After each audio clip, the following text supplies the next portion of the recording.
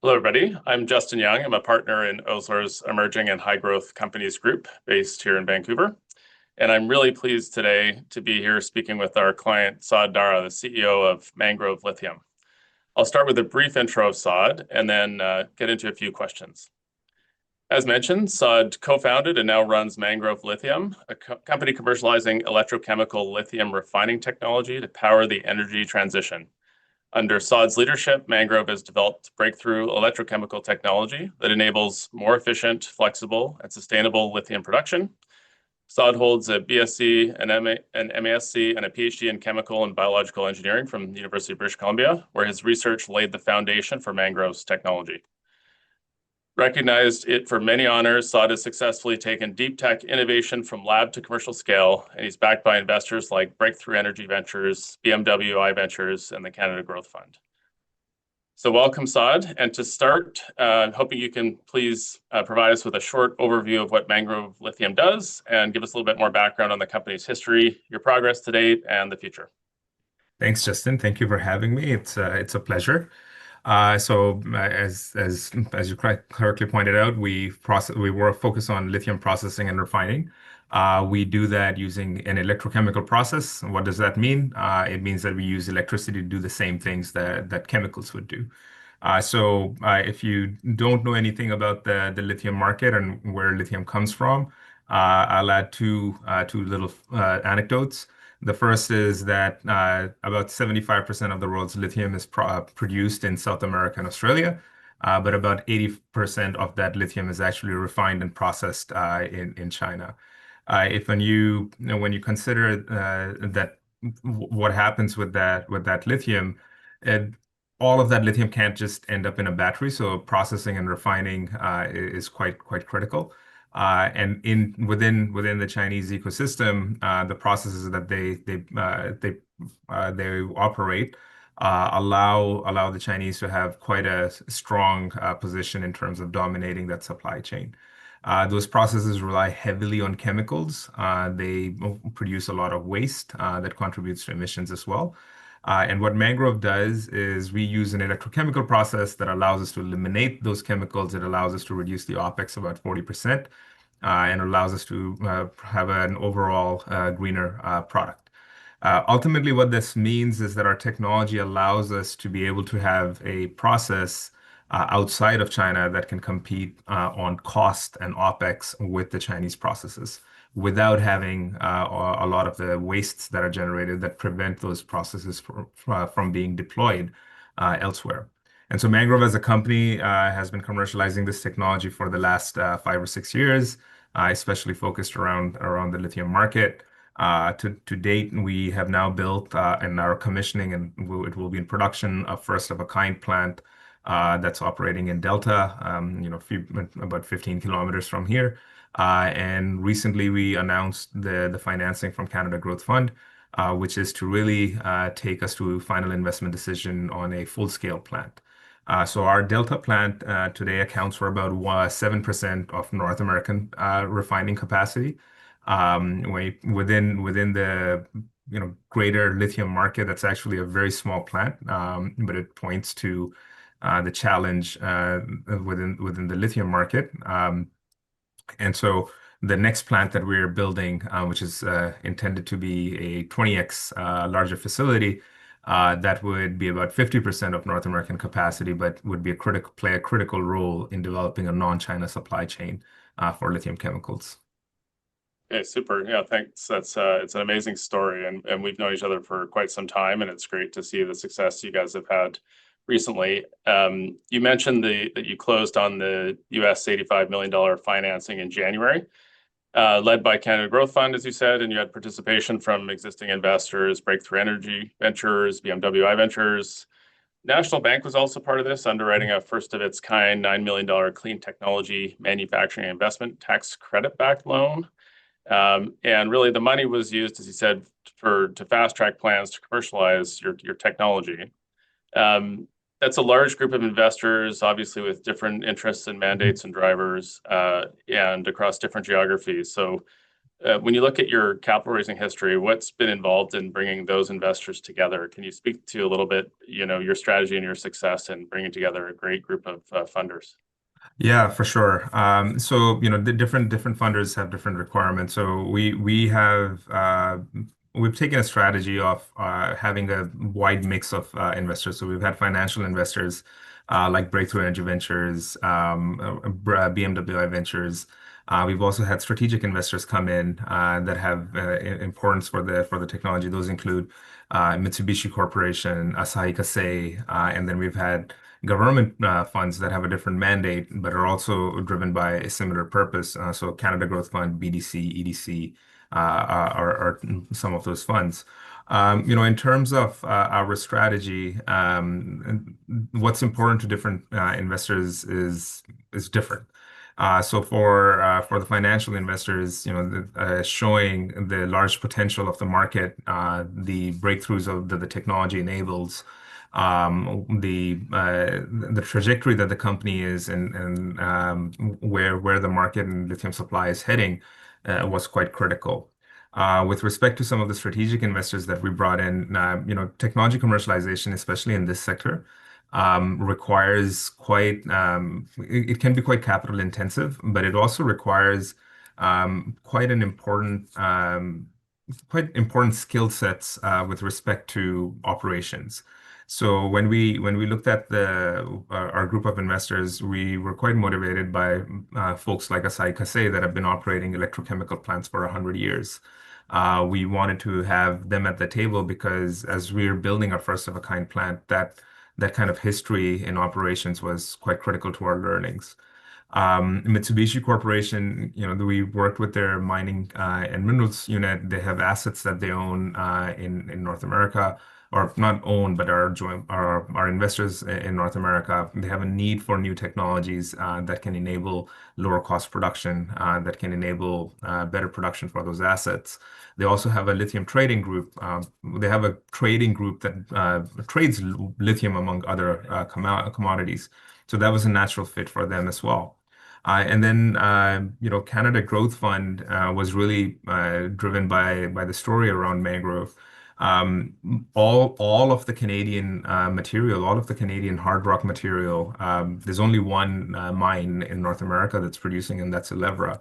Um, all of the Brazilian material, it all gets shipped to China for processing. And so their mandate in terms of developing a critical mineral supply chain, capturing more of the value of our resources was quite important. Within Canada, the Canadian oil and gas sector sends a lot of our crude down to the United States where it gets processed and comes back as value-added products. And we think that there's an opportunity here so that we don't lose this value in the same way that the oil and gas sector does.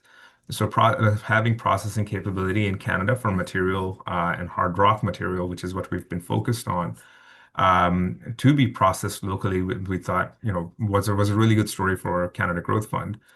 Given the stage we were at, but also where we were heading, they're quite motivated by being able to play on the project level as we go to the next scale.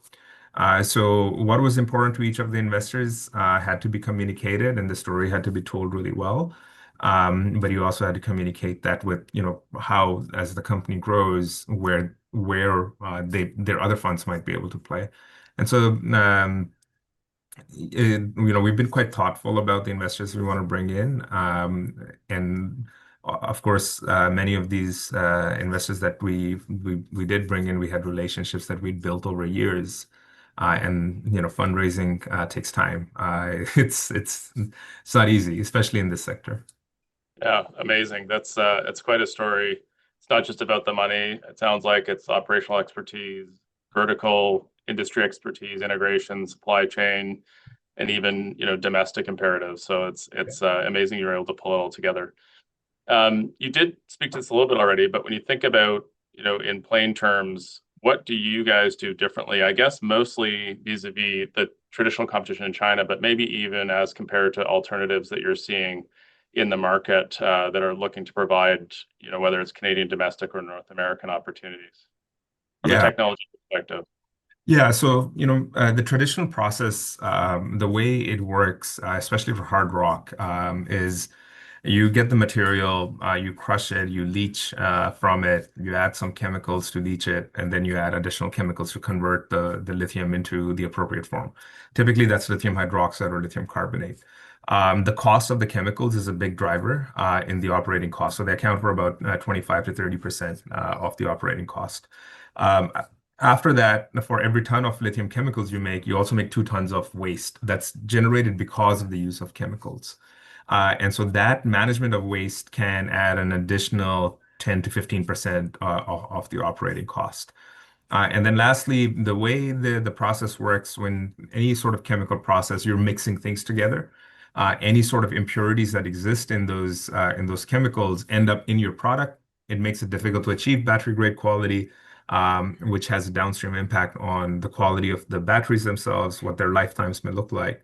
And so that's how a traditional process works. What we do, largely the front end of the process remains the same, but the conversion step, we use electricity. So it's an electrochemical cell. What the electrochemical cell does is it produces the chemicals in situ, and that allows us to eliminate the external use of chemicals. And so that it automatically eliminates about a quarter of the OpEx. And then because we also don't generate any of the waste, that also, to overall, we have a 30 to 40% improvement on the OpEx. Uh, More than that, you also are not introducing any impurities, so being able to achieve high quality products becomes a key competitive advantage for the company. Of course, we're replacing that with an electrically driven process, so the cost of electricity is quite important. But in almost most geographies, we are able to that OpEx reduction allows us to actually be able to compete with the traditional method or be better. One of the challenges within the lithium market is obviously the cost of operations in China is a lot lower. Their cost of labor is lower, their cost of capital is lower, their cost of chemicals is lower. And so when you think about developing a non-China supply chain or developing a supply chain that where people don't have to pay more, you have to look at alternative operations and alternative options. And so we believe the electrochemical process that we've developed is the best way to have a supply chain outside of China that people don't have to pay more for. And that's really been the core of our value proposition. Um, Cost is important, purity is important, but being able to do that at a consistent scale and a large scale is now kind of where we're heading. And so that's what we're working towards with the first of a kind plant to demonstrate that unit economics at full scale, and then build that, scale that by repeating that module that we're demonstrating into a full scale plant. Yeah, yeah, interesting. So let's move a little bit away from the tech and the economics to the Mhm. policy landscape. So there's obviously you referenced this a little bit. There's a global race to onshore critical mineral supply chains. How is that general push and the geopolitical climate shaping your commercial strategy? And what do you see as the biggest risk that you're managing as you guys scale? Yeah. So one of the biggest challenges that we're seeing in the market is how kind of bifurcated it is. So demand in China for batteries, demand in the Asian markets for some of those materials is almost detached from what we're seeing in North America. So demand for EVs here is a lot slower. Demand for EVs and other kind of the energy transition in Asia is a lot higher. What's that meant is that we're seeing the lithium market at least have a lot of focus within China has been like they're going ahead.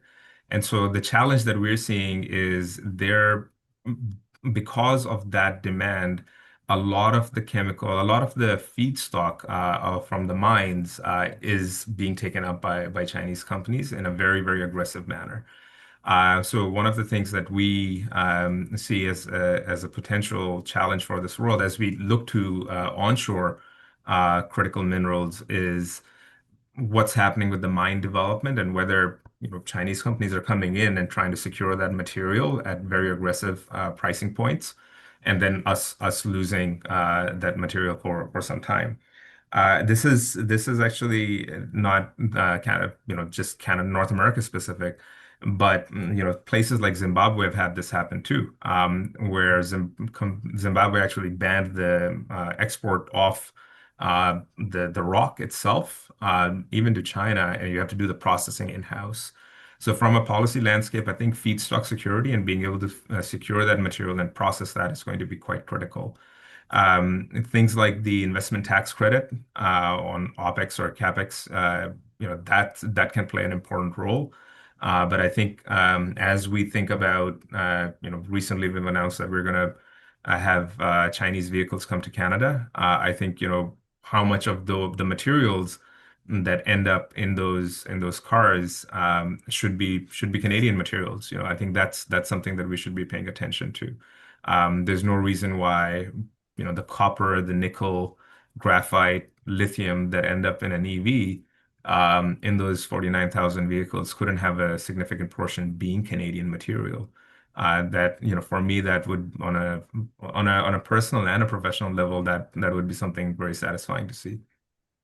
Yeah, that's great. And we are obviously, we have you here because you're a Canadian company and we're talking about the impact that you can have in Canada, but also on the global stage. Thanks so much for taking the time to talk to us today, Saad. At a time when energy security and clean energy transition are federal priorities here in Canada, your success certainly highlights how Canadian innovation can help strengthen our domestic critical mineral supply chains, reduce reliance on the geopolitically concentrated and sensitive sources. And I think more importantly, companies like Mangrove are positioning Canada as a key player in the global battery economy. So we're really proud to have you here, and we're really happy to be working with you and associated with you in your success. So thanks a lot, Saad. No, thank you for all the support that you guys have provided, and I think we played a really important role in getting the CGF deal closed. Super. Thanks very much. Thank you.